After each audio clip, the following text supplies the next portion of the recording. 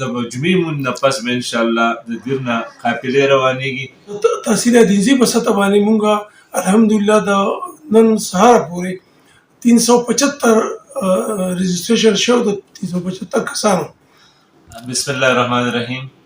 26 جولائی باندې امیر جماعت اسلامی پاکستان حافظ نعیم الرحمن صاحب اسلام آباد ڈی چوک کې د درنې اعلان کړی دی. د دې درنې یو څو مقاصد دي. اولی مقصد دا چې په دې پاکستان کې خاص کر په خیبر پختونخوا کې چې د بدامنۍ کوم لهر دی د هغې نه عوامو ته ډېر لوی تکلیف دی، د هغې خلاف به دا درنۍ او د بجلۍ په بلونو کې بې تحاشه اضافه شوې ده. عام خلک د هغې نه پریشانه دی. دې کې د کمي دپاره به دا درنۍ او دغه شان اشیای خوردونوش کې بې پناه اضافه ده او دا د خلکو دپاره ژوند تنګ شوی دی. د دې خلاف به دا درنۍ او په دې حالیه بجټ کې چې په عامو شهریانو باندې کم په اربنو ټیکسونه لګېدلي چې د هغې په وجه باندې عوام په پریشانۍ کې دی، دې خلاف به دا درنۍ او د آی پی پي چې کومې ظالمانه معاهدې شوي چې د هغې په نتیجه کې په اربنو روپۍ موږ دغه پرایویټ کمپنیانو ته ورکوو او د هغې بوج په عامو خلکو باندې پرېوځي. موږ د عوامو نه اپیل کوو چې په دې عظیم الشانه درنه کې د یو شهري په حیثیت د پاکستان خپله ذمهداري ادا کوي. د نورو ضلعو په شان د دیر نه به انشاءالله په سلونو نوجوانان او د دیر باشندگان شرکت کوي.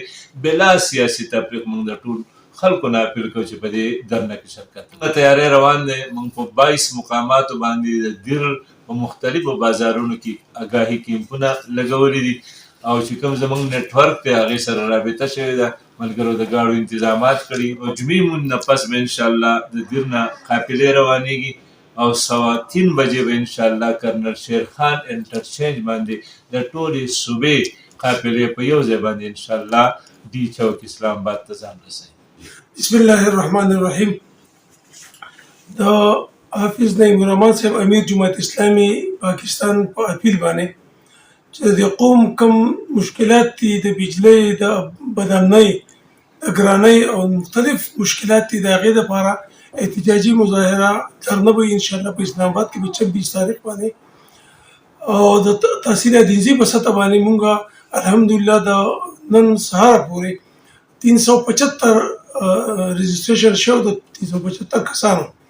دیو مختلف ګاډو څوک ځان د خپل ذاتي ګاډو کې به ځي، څوک کوسترې کوي، څوک فلاین کوچونه او دا خلک به انشاءالله 3:15 بجو له مونږ ځان رسوو چې کرنل شیرخان انټرچینج ته.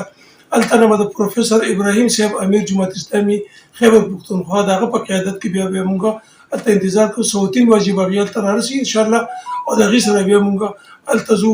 ملګرو ته خواست دی چې په ټایم باندې د ټایم پابندي وکړئ، په ټایم باندې ځان چکدرې ته یا موټروی ته راورسوئ چې موږ په صحیح ټایم باندې روان شو. 3:15 بجو له هلته موږ ورسو. ډېره مهرباني. دا به څومره موده تاسو دلته ناست یې؟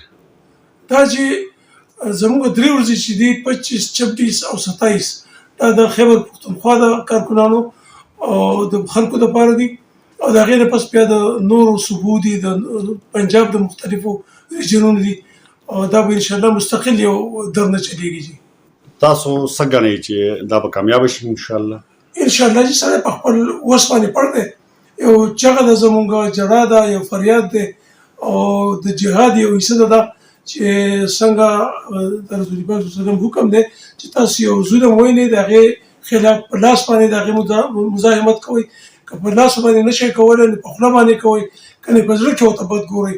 نو موږ دا د جهاد هغه دویمه دغه چغه ده وهو او الله به انشاءالله رحم وکړي او انشاءالله د مشکلاتو حکومت په دې باندې مجبور شي چې د دې خبرې ومنلی شي.